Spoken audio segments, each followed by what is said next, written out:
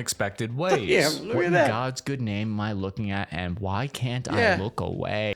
I love Tesla cars, fine, but there's a reason why a lot of things use Toyotas. Why is machine gun on a Cybertruck? How are you gonna use that?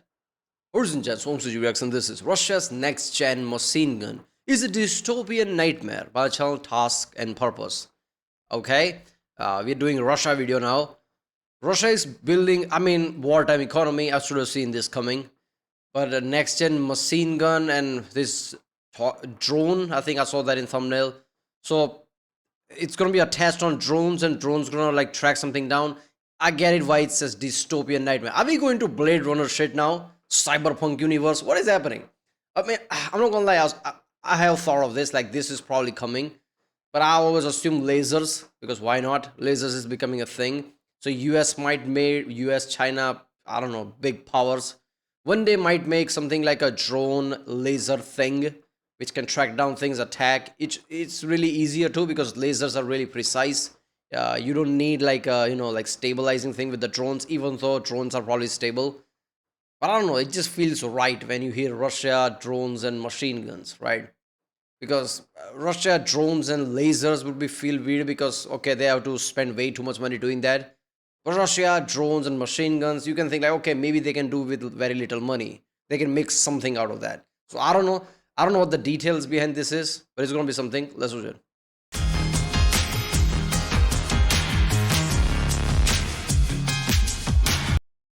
Remember, people, if you like my reaction, don't forget to like and subscribe so I know which type of videos to react to more. I like watching videos like this because I guess it's informative. It's like, I don't like watching news where everything's biased, because even I've noticed that. I was never a news guy.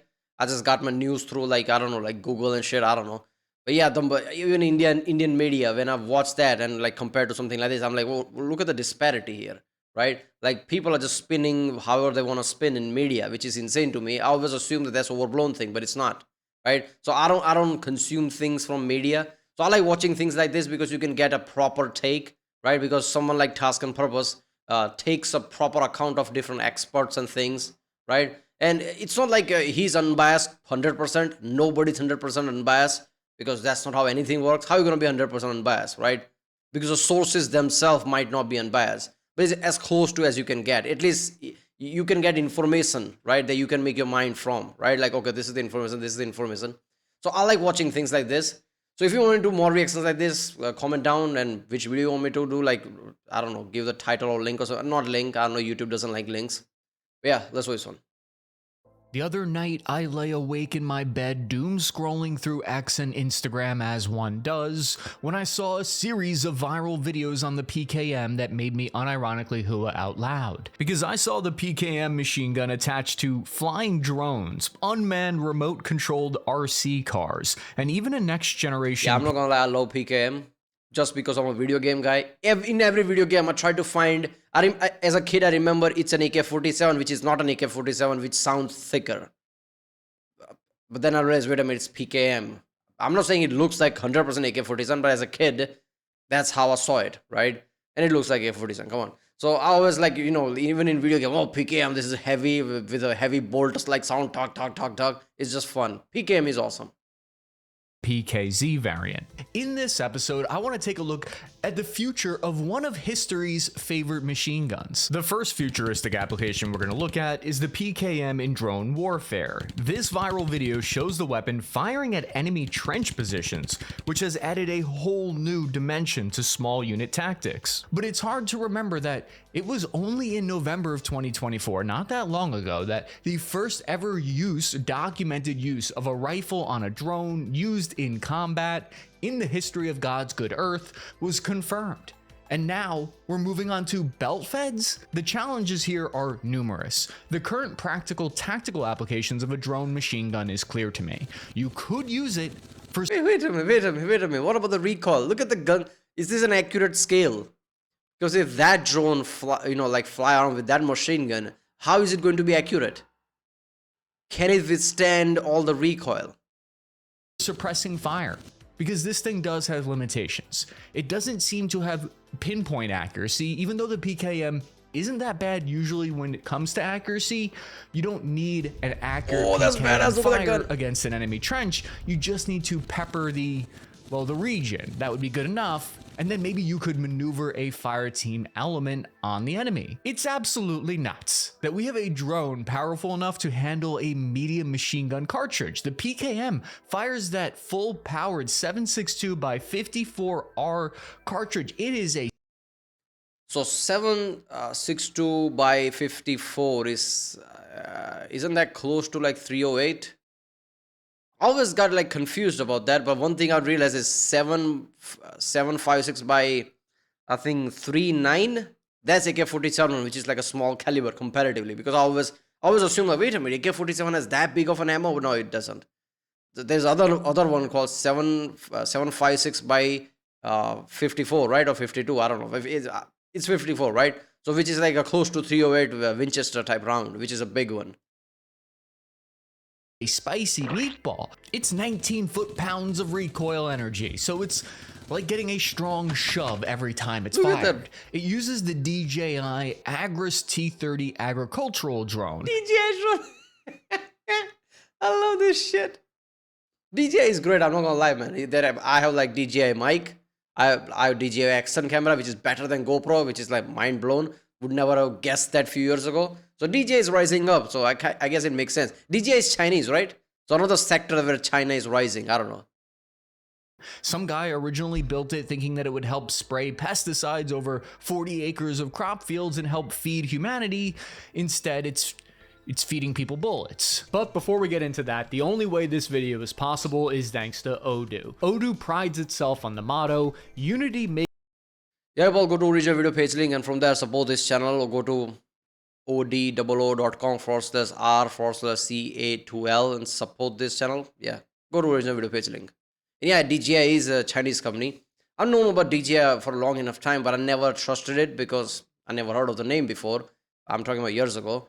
And DJI drones, I was saying, they're like, wait a minute, is this good drone? And then it just like people were using more and more of that. And I realized, wait a minute, DJI drones are really good. Apparently, they're the biggest drone manufacturer in the planet. That's something. Is free for life. You don't even need a credit card. The drone's entire payload is about 85 pounds, which is perfect because the PKM is super light. In fact, that's one of its main claims to fame.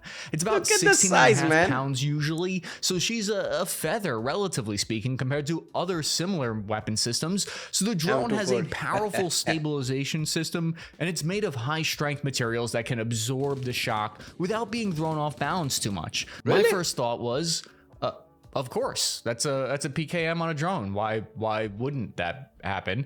Actually, it's weird. I haven't seen that yet. Another interesting question raised by this is exactly how accurate that PKM will be strapped up there. Here's what you need to know about PKM accuracy. With small bursts, you might be able to hit within 2 to 4 inches at 100 meters if you're a real crack shot, if you're a real PKM Chadley. However, if you're standing up unsupported and laying down that full auto from the hip like Arnold, you might hit like over a 10-minute of angle, aka nothing. And that's what I would imagine the case. Yeah, that's the thing, man. That's what I said in the start of the video. Like, this is with that ammo, with, like flying drone. How are you going to accurately hit anything? This would be for the current iteration of flying drones, but it's only going to get better. I'm using hexacopter drone. What the what the fuck was that? Back up. Hexa drone mounted with a machine gun. Sure, India is doing that. Why would they not? I don't know why I said that like I'm looking forward to flying drones shooting everything. You might be able to hit the broadside of an Eastern European barn with it, but remember, according to ArmyRecognition.com, these modifications required a huge overhaul of the drone's original software and hardware. Basically, programmers had to reconfigure it to work for target acquisition and tracking the enemy instead of crop dusting. The only thing I don't understand is how it manages that spent ammo, because one of the first things I noticed when firing. Why is this so ridiculous, man? How big is Chris? That's his name, right? I'm guessing he's 6 foot or something, because I guess that's how the average height is. Not average height. He's around 6 foot or something, right? So even then, like, look at the size of the gun. This is insane, man. How does this not bring out your inner child? Like, even if you hate guns, or whatever, like world event related things, you will be like, oh, this is cool. At least for the gun range, you could say like, I could use this. Look at how good, like, look at the ammo power, like, this how big it is. It's insane. Firing the PKM is that its spent links hang out one Look end at that. and drag behind you everywhere you go. You got to be careful not to trip over the links because they're what's called the non-disintegrating links. So for a drone, it would basically be like having a long spent ammo dazzler dragging out the back like toilet paper stuck on your shoe. What? You don't want that getting caught in a drone propeller. That would be an embarrassment for any drone operator. This is kind of that weird thing where it's got the firepower of a 240, but you can use it in a squad role because it's more maneuverable. You can keep it up. The way in the U.S. Army, the way it works is there's 4 squads. The 4th squad is issued 2 of these. And then you got 2 AG gunners for it. With the PKM, you could run it differently somehow. because that means you could put it into your all 4 squads could have a PKM. Like you were saying, it doesn't have to be like this dedicated element. The second futuristic application of the PKM shows that flying drones won't be the only thing to trigger your PTSD. Even It'll also dogs, be like, what the fuck RC is that? cars. There are nightmare beings right here on the ground living amongst us mortals. You got 2 PKs on a robot there. That Is the generator strapped on? Oh my god. It is dystopian, man. What is happening? I don't know, like, how soon are we gonna reach this point where this is just a normal thing? Soldiers are actually expecting some kind of a drone type thing, whether mobile, like flying drone or like drone on the ground, whatever, right? Unmanned thing, right? Trying to attack you with a machine gun. This is from, like, I don't know, like Terminator or like a cyberpunk universe, like Blade Runner. This is dystopian, man. How fast we reaching that point? AI and, like, like algorithms. As soon as this got matured in past 10 years, this shit was coming. clip came from early in the war. But see how it's progressed since then? Troops are now conducting entirely unmanned ground assaults with tiny ground drones that have tracks and treads and are controlled remotely from far away. They're basically RC cars with PKM machine guns. I mean, it's come a long way since the start of the war. I remember when I was a kid, I'd play around with RC cars and I never thought I'd use that skill to murk people, but here we are. But the reason I feel like these things will be so lethal and so effective in the future. We will have some kind of a Geneva Convention shit here, where it becomes a war crime to use them. I just see that right now. Just like nuclear weapon and a lot of things, just like chemical weapon, gravity bombs, whatever you call it, right? Some kind of a Geneva Convention will be written here. And I think it will be the result of like Russia-Ukraine war. When it concludes, something like this will happen. Where people agree, like, let's not use drone like this. Let's still use drones, but not like this, with strapped with guns and shit. Accompanying a plane, fine, but not like nearly this type of shit. Just like put machine guns on like small drones, like any kid can do it. That's illegal type of shit. I think that's gonna happen. The reason I actually like the PKM for drone combat is because of another aspect that we haven't dived too deeply into yet, which is the legendary reliability. Okay, so the PKM is famously rugged, operates in harsh conditions, and has a simple, easy to maintain design. To me, that makes it ideal for prolonged ground drone combat use. Does it it has jam minimal often? upkeep. You don't want to have to worry about constantly maintaining it. Oh, ooh. PK on your drone? I love that for you. Since its invention in the 1960s, over 1 million PKMs have been produced and reigned all over the world. It's seen combat everywhere from Afghanistan to both sides of the war in Ukraine, even to American personnel who managed to get their hands on it. Many regular Joes believe that the PKM machine gun is one of the greatest general purpose machine guns ever put into wide-scale use by any military. I always get a kick out of this when you look at it. It's the whole Wait a upside. minute, did Kalashnikov made this? It is from AK family, isn't it? Let me check. Yeah, it is from Kalashnikov family, from Mikhail Kalashnikov, PKM, right? Makes sense. AK-47, so reliable, why wouldn't this be? Down AK thing. So they literally took the AK, the reliability and everything, scaled it up and then flipped it upside down. Well, look at that clip. Look how it's paired with a thermal optic remote firing system. This is the stuff of dystopian nightmares, and I absolutely love it. Once they hook it up to ChatGPT or DeepSeek or whatever you like, We're us dead. humans are definitely going to be cooked. And I think you noticed when we were walking through the brush here, walking on kind of staggered column patrol, it's easy to walk with it. It kind of works with you. When you're working in a squad and you got other guys that got rifles, like how we were doing, you had a smaller rifle, it's easier to keep up with the rest of the team then. because really you're only as fast as your slowest guy. So if you're out there with a PKM, you're a little bit quicker. You're able to move a little bit faster, and your whole squad then is more mobile. The third futuristic application of the PKM shows how reliable old technology can be paired with new systems in unexpected ways. Yeah, look what at in that. God's good name am I looking at, and why can't I look away? The PK series was bolted onto the back of a Cybertruck in August of 2024. We saw the 12.7 mil version of the PK slapped on. Look, I love electric cars. I'm not a guy who hates electric cars. I love Cybertrucks. Okay, not love Cybertruck. I love Tesla cars, fine. But there's a reason why a lot of things use Toyotas. I'm not saying like electric motors are not reliable. Or like, you don't want electric things or electric vehicles working in like battlefield. You're not going to find electric cars like that. You can like carry around petrol all day long. You can't do that with like electric cars. Why is machine gun on a Cybertruck? How are you going to use that? What if something breaks down in like some electronics or some luxury electronics from that vehicle breaks down? Everything's luxurious in Tesla. Everything's connected. Everything has a central server or something that connects to something. You don't want that. You want simplicity. You want basic Toyotas. I don't know, man. Like, why do you want this?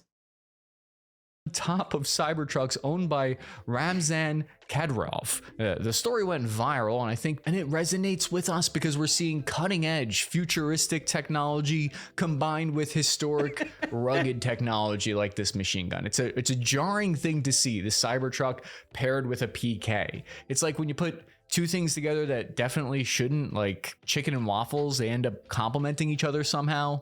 So Ramzan Kadyrov runs the Chechen Republic. He's an He's American a close ally Teslas, of okay? Putin. He claims to have sent 10,000 soldiers to fight in the war in Ukraine. He claims to have deployed the Cybertrucks with the PK to fight. This futuristic application, I think, is also not yet practical. Yes, the Cybertruck is said to have some level of armor. It's got 3mm thick 301 stainless steel. Tesla claims the Cybertruck can stop 9mm 22 rounds.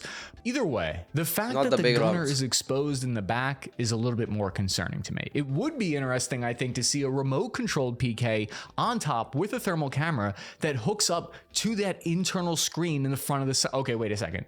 I need to stop. I should not be giving them ideas. If we keep doom scrolling, we can see the fourth futurist.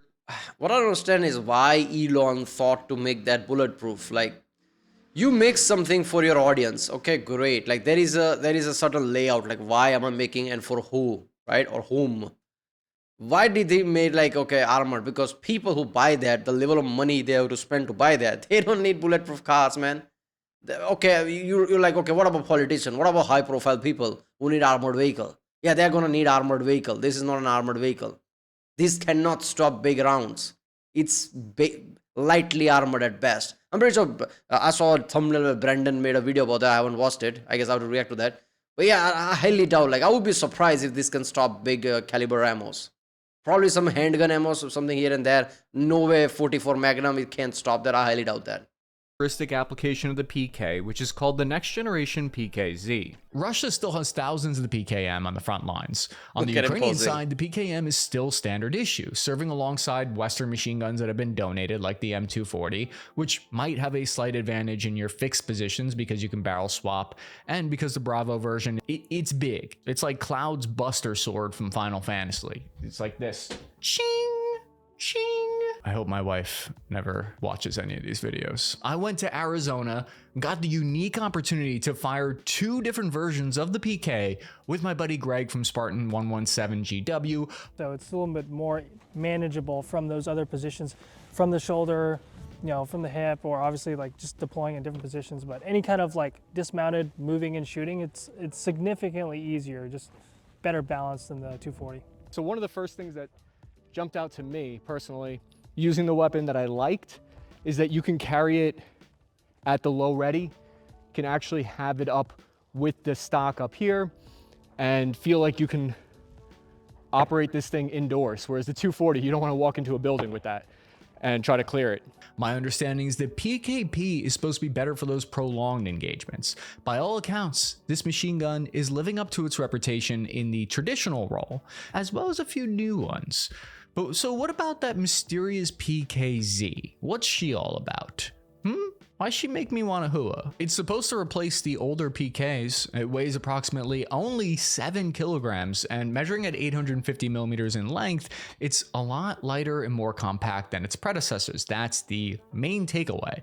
It enhances your maneuverability for assault units. It's like only 15 pounds. It'd be great for assaults, which is something that Russian troops are currently doing a lot of on foot. It's all about being good in confined spaces. We saw America did something similar with their paratrooper version of the SAW, and then there's lighter weight, I think Lima version of 240.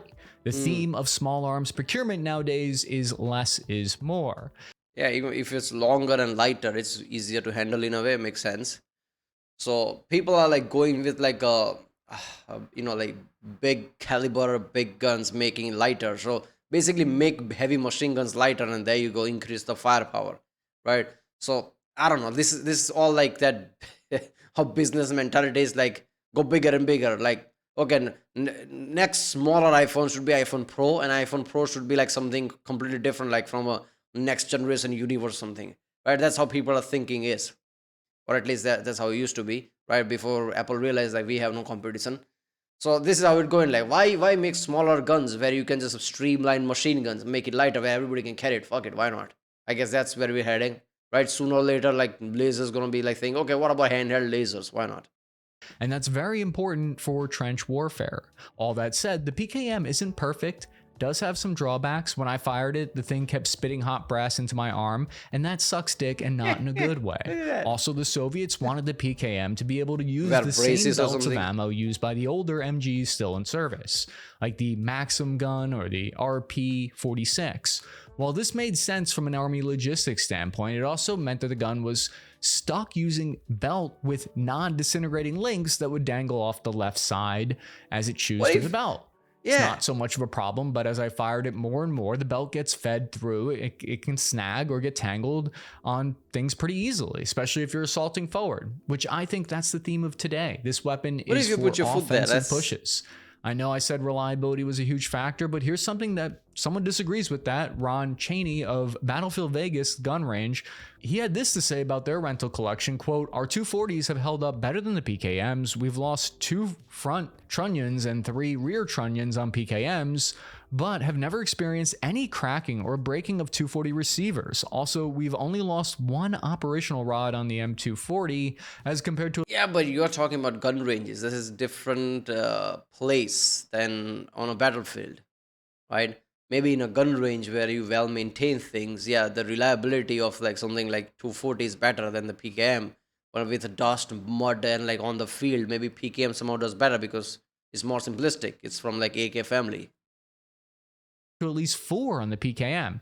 That being said, if I was a door kicker and humped them around, I'd take the PKM. End quote. The weapon itself has come a long way, right? The PK started as this wooden stock type from the 1960s variant. The one I test fired was the variant of the PK from the olden days, and then the PKM that's been upgraded with some high-speed rail systems added to it for mounting your sweet high-speed attachments.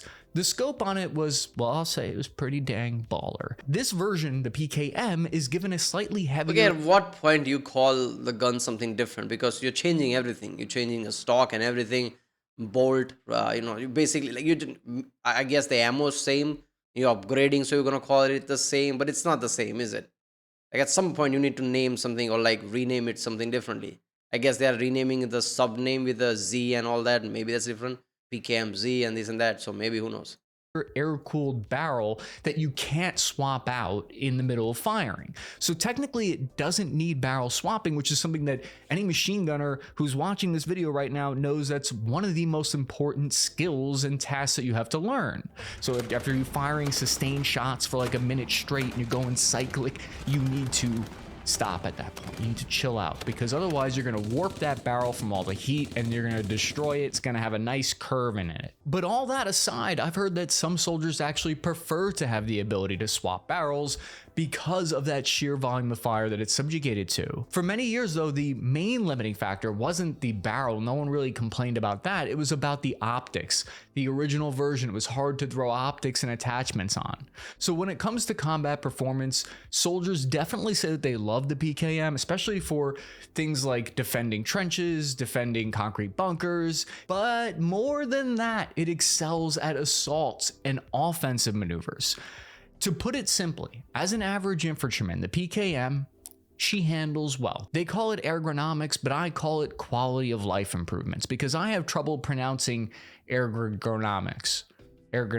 Ergonomics, because I think the PKM is absolutely amazing and I have nothing but respect for it, and my respect is only increased after I got hands-on with it. I think the layout of the PKM has clearly inspired some of the latest GMPGs, general purpose machine guns, that we're seeing in the United States, like the XM250. The PKM, I found that, you know, I mean, you can't really knock down like Kalashnikov and his things, right? Like, there's a reason why people love AK-47. Nobody can deny that. There's a reason Brandon is called AK guy, right? So from the same family, of course, PKM is going to be good, right? So this is not going to be one of those things where people are like, oh, wait a minute, I need to defend my country and like say something bad about anything from Russia or from that place. This is not one of those things. People are going to respect PKM, obviously. could hold the system kind of like a rifle. In general, the system's easier to walk with on patrol, to run around with, compared to original versions of the M240 like the M240 Bravo. There's something I did find mildly infuriating though. And the thing was, when you fired it, the shells are ejected, hot spent shell casing straight into your arms. I earned a couple of burn marks for not being careful. But if you're wearing a long sleeve uniform or something, you're not— I like how anything communistic with Soviet Union, this is from that time. Even in today's China, okay, soldiers get hit with ejecting bullets or something, it's not our concern. That's what it is, right? Like, we've seen like task and purpose video on like newer Chinese infantry vehicles and that, where they get out, where the like ejecting things are, that's where the door is. Like, who cares? They're gonna be fine. That's something. Not trying to show off how jacked you are. It shouldn't be an issue. There's also another way of firing it with your hand up top that, prevents you from getting destroyed. This was actually originally created with the help and blessing of the inventor of the AK-47 himself, the infamous Mikhail Kalashnikov. If only Kalashnikov had lived long enough to see his invention flying through the air attached to drones. I don't think he'd be rolling in his grave if he knew that was happening. I think he'd be super stoked in his grave. So the way it worked was you take the proven AK-47 gas system, you turn it upside down to allow for that belt-fed mechanism, then you beefcake it up to handle the more powerful round and give it an additional gas regulator valve. It proved to be a successful, cheaper build and more reliable in trials than its competitors.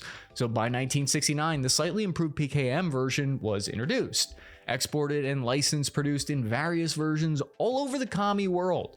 And PKM machine gun was also widely sold or supplied to rebel and insurgent groups in Asia, Africa, and Latin America.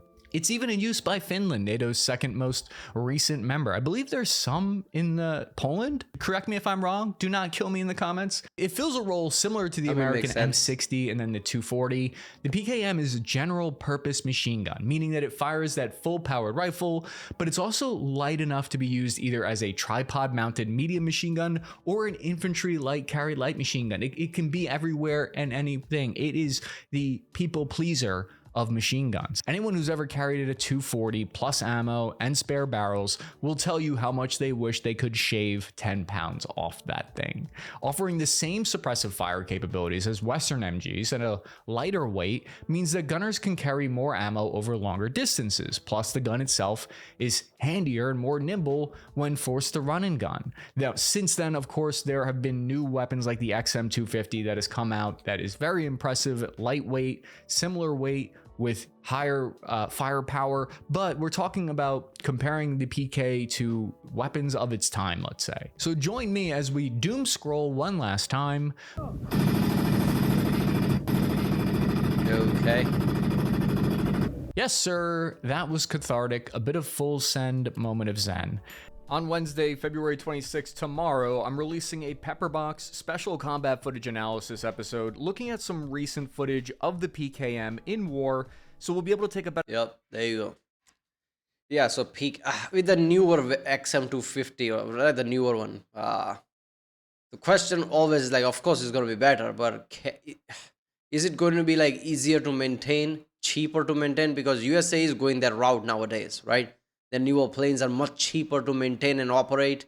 I guess in like past few 1 or 2 decades, USA realized that we don't just need to mainstream something where one thing can do all the job. We also need to make it much cheaper to maintain and operate. That's where USS a lot of time has a like downside, where it's much costlier to do things, right? So if you want to wage war, like you need way too much money to wage war. This way, you don't need that much money. So I don't know. I think it's going to be interesting to see like what newer weapons like that, how reliable they're going to be, and how easier they'll be to maintain. But yeah, PKM from the Kalashnikov family makes sense. How it's like easier to maintain, easier to use. That's how it goes. But on a drone, man, I don't know, man. I guess it's the thing that they can use as a like a suppressing fire, where it won't hit anything, but like it will make sure people are like hiding or something. You can use that as a suppressing fire. I don't know. Right, well, if you like my next, no, subscribe, and I'll see you next time.